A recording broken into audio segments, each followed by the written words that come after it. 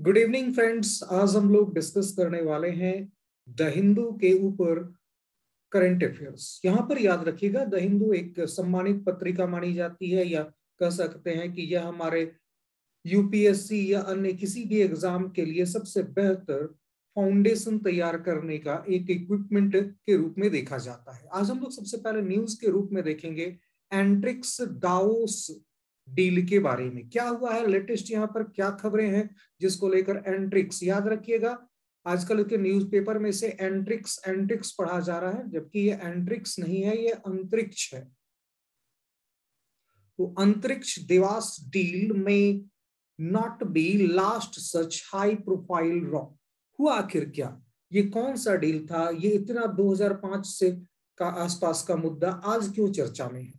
तो सबसे पहले मैं आपको बताता चलूं कि यहाँ पर हो क्या रहा था, आगे चलिए क्यों ये चर्चा में है। तो यहाँ पर देखेंगे कि अंतरिक्ष देवास जो डील थी वह 2011 में कैंसिल कर दी गई थी। अब इसके विरुद्ध देवास के जो शेयर होल्डर थे, अब मैं बताऊंगा अंतरिक्ष क्या है, देवास क्या है, दोनों के बारे में जानकारी दूंगा। लेकिन देवास के जो शेयर होल्डर्स थे वह डिफरेंट अलग अलग आर्बिट्रेशन में चले जाते हैं, यानी कि वह अंतरिक्ष के ऊपर मुकदमा कर देते हैं अलग अलग जगहों पर। कौन कौन सी जगह ये भी मैं डिस्कस करूंगा, लेकिन ये सबसे ज्यादा चर्चा में तब आया जब 30 मिलियन के वर्थ का भारत को जुर्माना देने को कहा गया और इसके एवज में एयर इंडिया की संपत्ति को सीज करने का हुक्म कनाडा के कोर्ट ने सुनाया। अब यहाँ पर पता ही है आप लोगों को भारत और कनाडा के रिश्ते हाल के दिनों में कैसे चल रहे हैं, क्योंकि कनाडा में एक बड़ी संख्या खालिस्तानी उग्रवादियों की जमा है,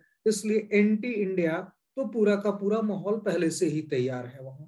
अब यहाँ पर कनाडियन कोर्ट ने डिसीजन दे दिया कि भारत सरकार का जो 30 मिलियन वर्थ का मुआवजा देना है भारत सरकार को, वह एयर इंडिया की संपत्ति को जब्त करके वसूला जाए। लेकिन ध्यान देने योग्य बात यह भी है कि एयर इंडिया अब सरकार की इकाई नहीं, बल्कि वह अब टाटा कंपनी के पास जा चुकी है। ऑलरेडी पहले भी वो टाटा कंपनी की ही थी और टाटा कंपनी के पास एयर इंडिया वापस जा चुकी है। खैर इस मुद्दे को कभी और क्लास में हम लोग डील करेंगे, लेकिन यहाँ पर सबसे पहला चर्चा इसी चीज की शुरुआत होती है जब 30 मिलियन की संपत्ति सीज करने का एयर इंडिया का आदेश आता है कनाडा के कोर्ट के द्वारा। अब यहाँ पर आपको मैं बताता चलूं कि एक्चुअली ये पूरा का पूरा मामला क्या था, तो इसको थोड़ा सा हम लोग को इस पूरे के पूरे अंतरिक्ष देवास डील को समझना पड़ेगा। तो यहाँ पर याद रखिएगा, मैं आपके सामने लेकर आया हूं 5 फरवरी 2012, 5 फरवरी 2012 का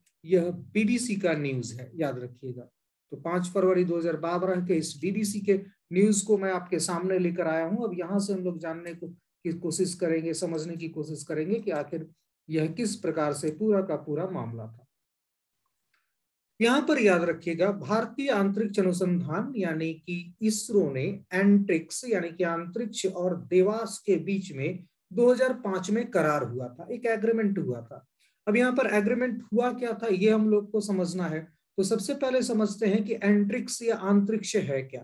तो अंतरिक्ष इसरो की एक व्यवसायिक इकाई है और देवास एक निजी कंपनी। तो यहां पर याद रखिएगा, अंतरिक्ष और देवास के बीच में एक करार हुआ। इस करार के तहत इसरो को सैटेलाइट बनाना था और उस सैटेलाइट के पूरे कमर्शियल राइट को परचेज किया था देवास कंपनी ने। तो याद रखिएगा, देवास एक निजी कंपनी थी।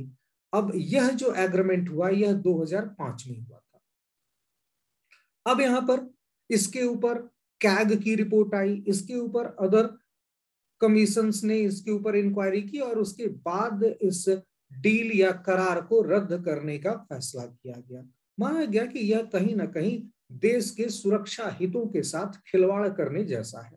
तो यहां पर याद रखिएगा, देश के सुरक्षा हितों को खिलवाड़ करने के आरोप में इस पूरे के पूरे डील को रद्द कर दिया गया। अब यहां पर समझिए किस प्रकार से चीजें हो रही थी।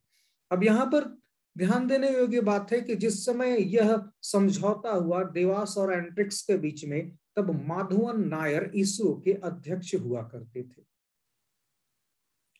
ये वही माधवन नायर हैं, याद रखिएगा, जिन्होंने चंद्रयान प्रथम की सफलता में अप्रतिम योगदान दिया था। तो चंद्रयान प्रथम आप लोगों ने जाना है, सुना है, देखा है इसके बारे में सारी इंफॉर्मेशंस को। तो चंद्रयान प्रथम की सफलता में इनका महत्वपूर्ण योगदान था। लेकिन यहाँ पर याद रखिएगा, गलती माधवन नायर की कहीं से भी नहीं है, बल्कि ये जो कंपनी बनाई गई थी अंतरिक्ष, ये उसकी है। तो यहाँ पर याद रखिएगा, इसरो ने एक कमर्शियल यूनिट अपनी बनाई जो उनके कमर्शियल राइट्स को बेचेगा, तो उसका नाम था अंतरिक्ष। अब ये अंतरिक्ष कंपनी डील करती है देवास के साथ, देवास जो कि एक प्राइवेट कंपनी है। अब यहाँ पर याद रखिएगा, चूंकि हम लोग द हिंदू के न्यूज को ही एनालिसिस कर रहे हैं, तो यहाँ पर ध्यान देने योग्य बात यह है कि इस पूरे के पूरे विवाद में द हिंदू और बिजनेस लाइन, द हिंदू समूह का ही दूसरा न्यूज़पेपर है बिजनेस लाइन, इन दोनों का ही प्रमुख योगदान रहा है इस पूरे के पूरे घोटाले या पूरे के पूरे मामले को उजागर करने में। यहां पर याद रखिएगा, देवास मल्टीमीडिया के लिए इसरो को 2 उपग्रह लॉन्च करने थे। अब ये 2 उपग्रह लॉन्च करने थे देवास मल्टीमीडिया के लिए, लेकिन यहां पर याद रखिएगा, इस कंपनी को एस बैंड के स्पेक्ट्रम को भी दे दिया गया था। अब यहां पर याद रखिएगा, एस बैंड का जो स्पेक्ट्रम होता है यह बहुत ही खास होता है और यह बहुत ही महत्वपूर्ण होता है। तो यहां पर याद रखिएगा, ये जो एस बैंड का स्पेक्ट्रम है, इसी के ऊपर पूरा का पूरा विवाद खड़ा होता है आगे चलकर। ध्यान दीजिएगा, कैग ने इस पूरे के पूरे मामले की जांच की और कहा कि करीब करीब 2 लाख करोड़ रुपए का इससे सरकार को नुकसान हो रहा है, क्योंकि यह जो एस बैंड स्पेक्ट्रम दिया जा रहा है ये बहुत ही कीमती है और इसे महज कुछ करोड़ रुपए में दे दिया जा रहा है। महज 30 करोड़ रुपए में इसे दिया जा रहा था और इससे 2 लाख करोड़ रुपए के नुकसान होने की संभावना थी। यहां पर याद रखिएगा, इसरो अंतरिक्ष विभाग सीधे प्रधानमंत्री के पास आता है, उस समय भी हुआ करता था, अभी भी वही स्थिति है। तो ये जो इसरो है ये डायरेक्टली प्रधानमंत्री को रिपोर्ट करता है, डायरेक्टली इसका जो जितने भी मुख्य डिसीजन है वो प्रधानमंत्री के पास ही पहुंचते हैं। तो यहां पर याद रखिएगा, ये सीधे मनमोहन सिंह से जुड़ा हुआ मुद्दा था। अब यहां पर जांच की मांग उठने लगी। देवास मल्टीमीडिया, याद रखिएगा, देवास मल्टीमीडिया एक बैंगलोर की कंपनी है। अब कैसे कैसे है इस चीज को हम लोग देखेंगे।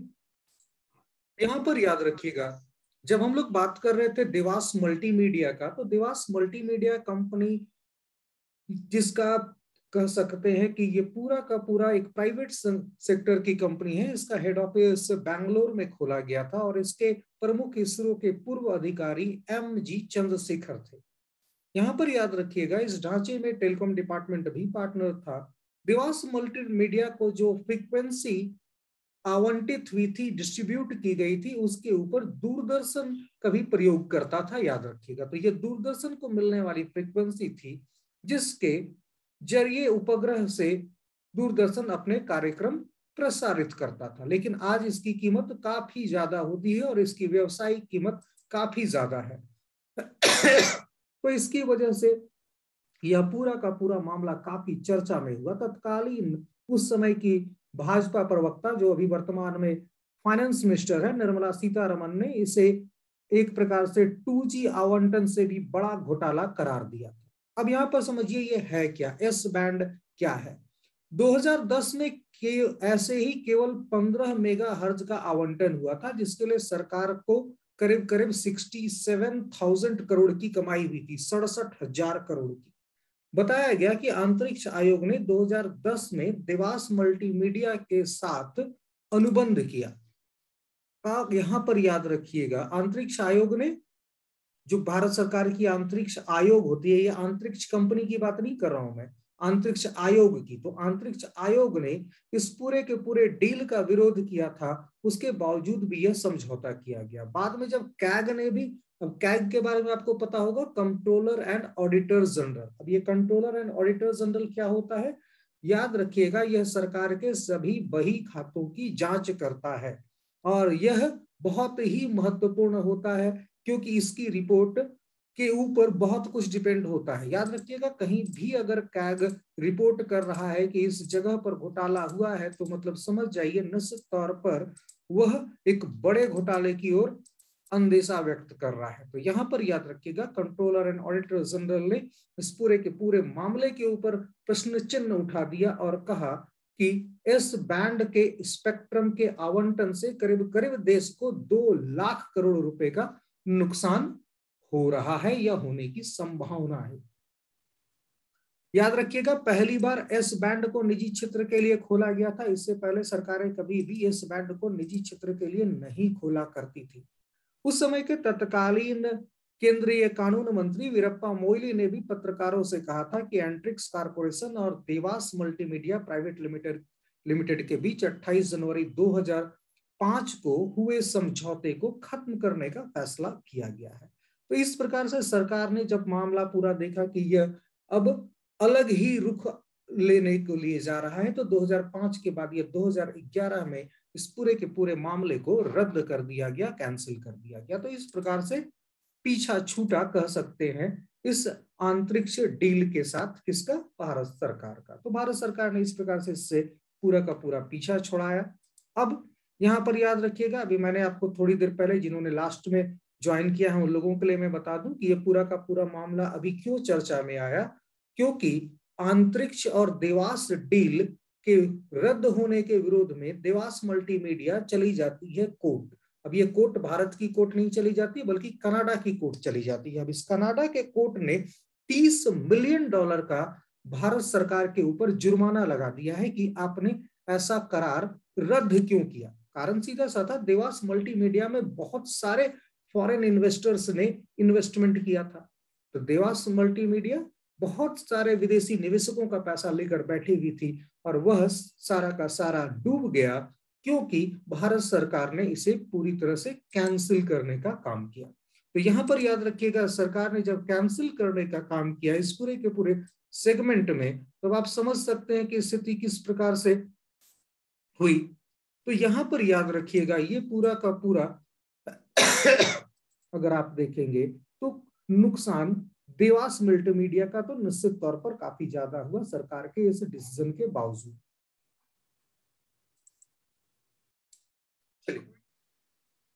तो यहां पर इस प्रकार की चीजें होती हैं। अब यहां पर से देखिए, जब हम लोग बात कर रहे हैं तो कहां कहां ये पूरा का पूरा मामला उठा है, इस चीज को देखिए। तो यहां पर कनाडियन कोर्ट में ये मामला उठा, इसके साथ अगर हम लोग देखेंगे तो और भी जगह पर इसके मामले लगातार उठे हैं। जैसे अगर बात करेंगे इंटरनेशनल चैम्बर ऑफ कॉमर्स, यहाँ पर आप देख रहे हैं, यहाँ पर मामला गया, यहाँ पर भी भारत सरकार की हार हुई। यहाँ पर 2 बायलैटरल इन्वेस्टमेंट ट्रीटीज भी है हमारी, तो 2 बायलैटरल ट्रीटी इन्वेस्टमेंट ट्रीटीज के भी आर्बिट्रेशन में गया। जैसे देवास में मॉरिशस के इन्वेस्टर्स का इन्वेस्टमेंट था, तो मॉरिशस के मार्ग से भी इन्वेस्टमेंट हुआ था, तो मॉरिशस इन्वेस्टर्स ने देवास मल्टीमीडिया के अंतर्गत मॉरिशस के बीआईटी में केस किया।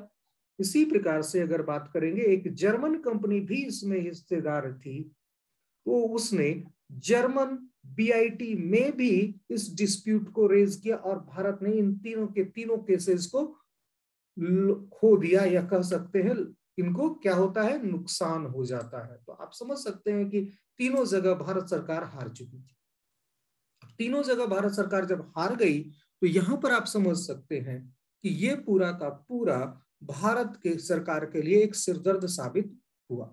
अब यहां पर दूसरे साइड में इन्फोर्समेंट डायरेक्टरेट ने भी एक महत्वपूर्ण निर्णय लिया है। अब यहां पर समझिए, यहां पर क्या है, ईडी ने foreign exchange management act FEMA, अब ये वो एक्ट है जिसके जरिए कोई भी विदेश से पैसा आता है भारत में तो उसकी जांच की जाती है। मान लीजिए किसी ने हमारे देश के अंदर पैसा भेजा और वो इलीगल तरीके से भेजा, तो इसके लिए फेमा एक्ट उसके ऊपर लगाया जाएगा। डिफरेंट अलग अलग पाकिस्तानी कलाकार हैं, गुलाम हसन से लेके गुलाम अली से लेके अलग अलग कई बार इस फेमा कानून के चक्कर में आ चुके हैं।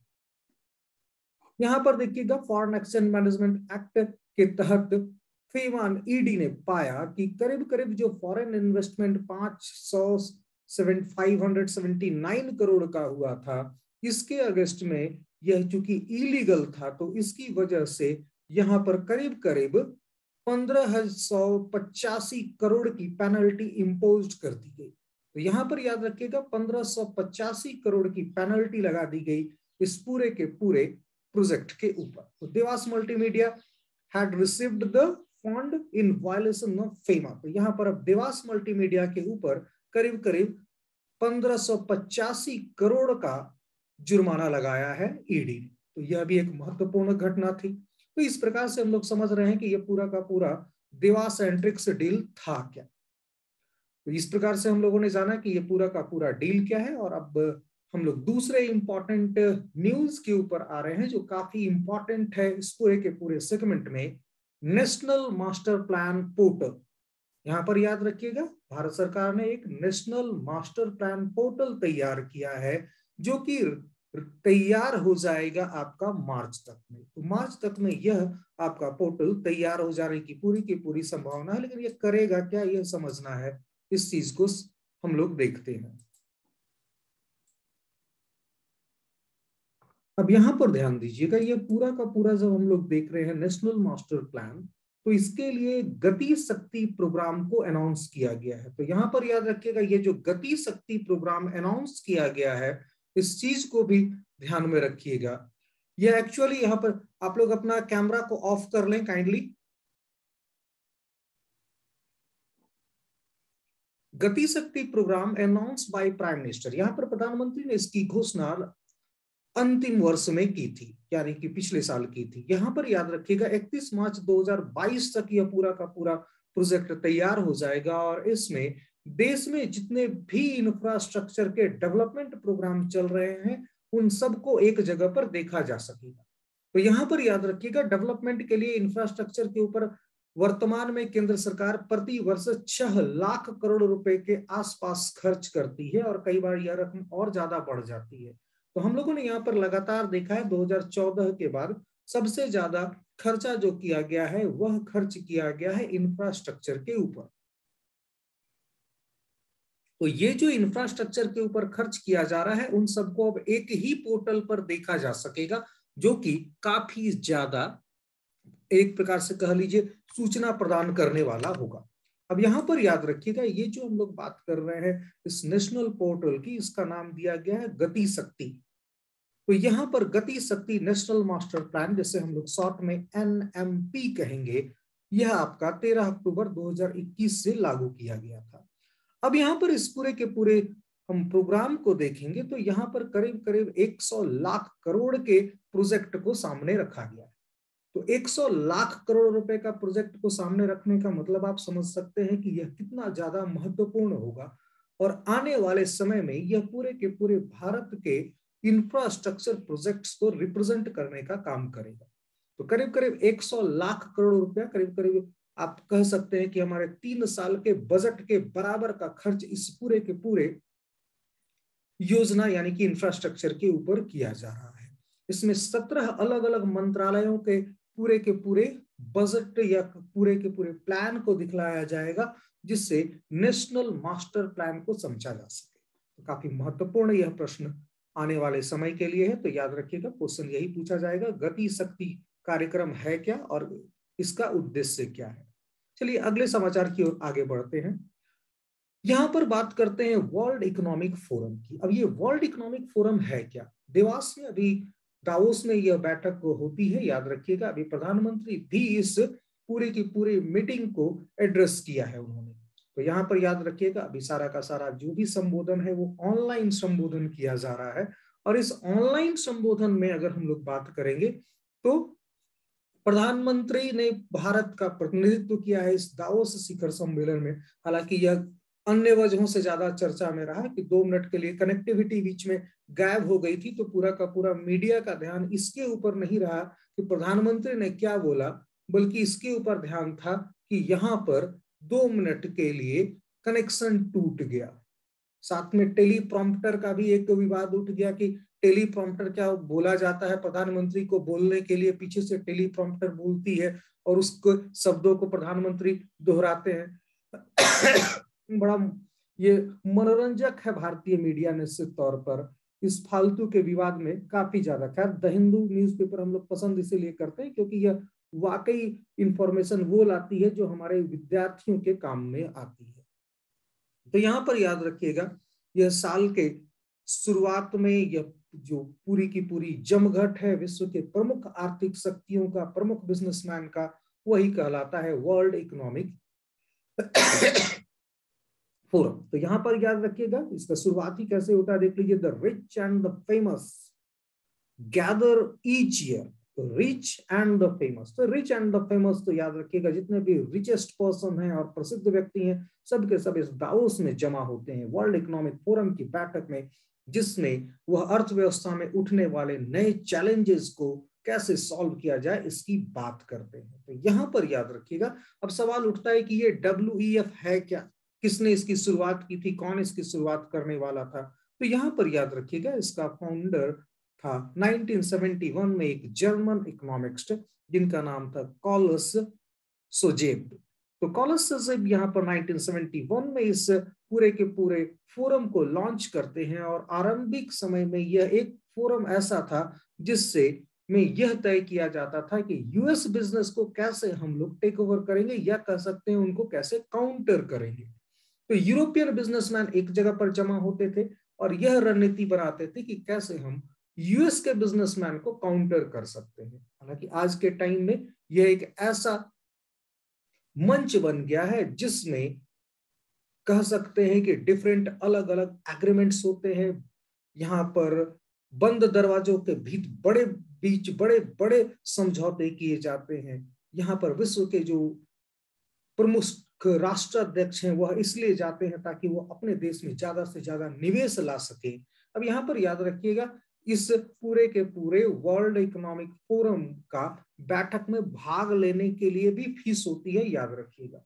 इसमें जो पार्टिसिपेंट होते हैं वह भी फीस देकर जाते हैं और इस फीस से करीब करीब 241 मिलियन स्विस फ्रैंक की अर्निंग हुई है इस साल में।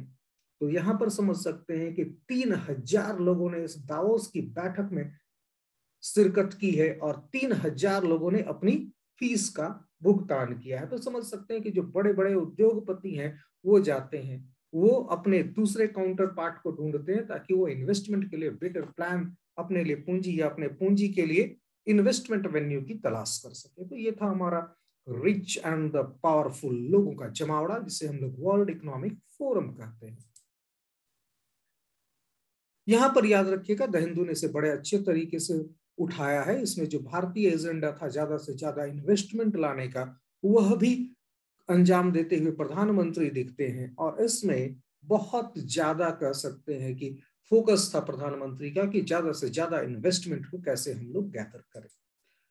अब यहाँ पर एक और मुद्दा बड़ा ज्यादा चर्चा में है, बहुत ज्यादा इसके ऊपर अमेरिका में हंगामा मचा हुआ है, वह है 5G roll out a problem near US airport. अब यहाँ पर यूएस में 5G को कह सकते हैं कि हरी झंडी दे दी गई है, लेकिन जो एविएशन मिनिस्ट्री है वो जस्ट विरोध दर्ज कर रही है। तो एविएशन मिनिस्ट्री ना कहेंगे बल्कि एविएशन सेक्टर कहेंगे। कारण सीधा सा है, एविएशन सेक्टर को इस 5G से खतरा महसूस होने लगा है, क्योंकि ये एविएशन जो सेक्टर है यह भी इसी 5G नेटवर्क के ऊपर काम करता है। और आप लोगों को पता ही होगा कि जो हमारे हवाई जहाज उड़ते हैं उनमें एक महत्वपूर्ण इक्विपमेंट लगा होता है जिसे एल्टीमीटर कहा जाता है। अब एल्टीमीटर आप लोग समझ सकते हैं कि यह क्या करता है। हमारा एल्टीमीटर की अगर बात करेंगे तो एल्टीमीटर आपका यह 4.2 गीगाहर्ट्ज से लेके 4.4 गीगाहर्ट्ज के बैंड को यूज करता है। याद रखिएगा ये वही बैंड है जिसे 5G नेटवर्क में दिया जा रहा है।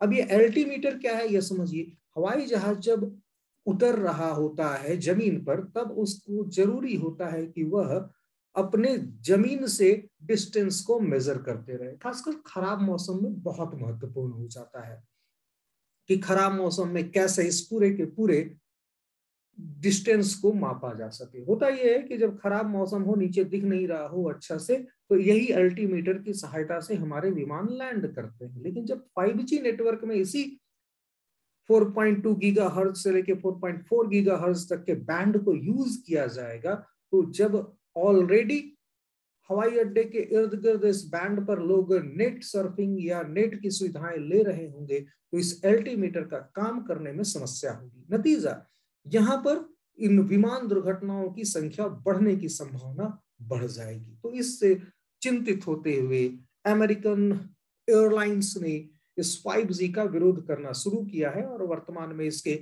हवाई अड्डे के आसपास रोक भी दिया गया है। यहां पर याद रखिएगा, इसी प्रकार का अगर हम लोग बात करेंगे तो फ्रांस में 5G की लॉन्चिंग तो की गई है, लेकिन जो इसका पावर दिया गया है वह महज 361 वाट ही दिया गया है। याद रखिएगा, यह काफी कम है। और अमेरिका में जो पावर दिया जा रहा है वो 1585 वाट का है। और ये 1585 का वो पावर है जिसे हमारे एरोप्लेन्स भी यूज करते हैं, और दोनों की फ्रीक्वेंसी यहां पर मैच कर जाएगी। 5G फ्रांस में जब लॉन्च हुआ तो इसी वजह से उसका कोई विरोध नहीं किया एविएशन इंडस्ट्री ने, लेकिन अमेरिका में चूंकि ये 1585 वाट की एनर्जी वाला होगा तो निश्चित तौर पर इसका जबरदस्त विरोध किया जा रहा है, क्योंकि यह कहीं ना कहीं हवाई सुरक्षा के साथ खिलवाड़ होगा। तो खैर देखिए इसका क्या सॉल्यूशन निकलता है, लेकिन फिलहाल 5G का प्रयोग हवाई अड्डों के ऊपर बंद कर दिया गया है। अब यहां पर एक और इंटरेस्टिंग न्यूज आपको मैं बताता चलूं, लास्ट वीक ही आई थी। Public wifi can create 2 and 3 crore jobs.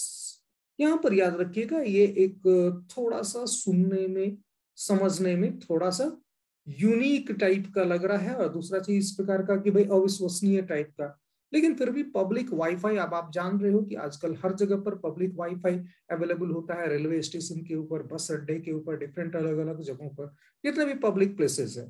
तो अगर इन सारे पब्लिक प्लेसेस के ऊपर वाईफाई अवेलेबल करा दिया जाए तो ऐसे करीब करीब भारत में 2 करोड़ क्षमा कीजिएगा 1 करोड़ ऐसे प्लेसेस होंगे जिनके ऊपर वाईफाई की जरूरत पड़ेगी। वो बस स्टैंड हो सकता है हमारा, वह एयरपोर्ट हो सकता है, वह हमारा कोई सार्वजनिक ऑफिस हो सकता है, सेक्रेटेरिएट हो सकता है।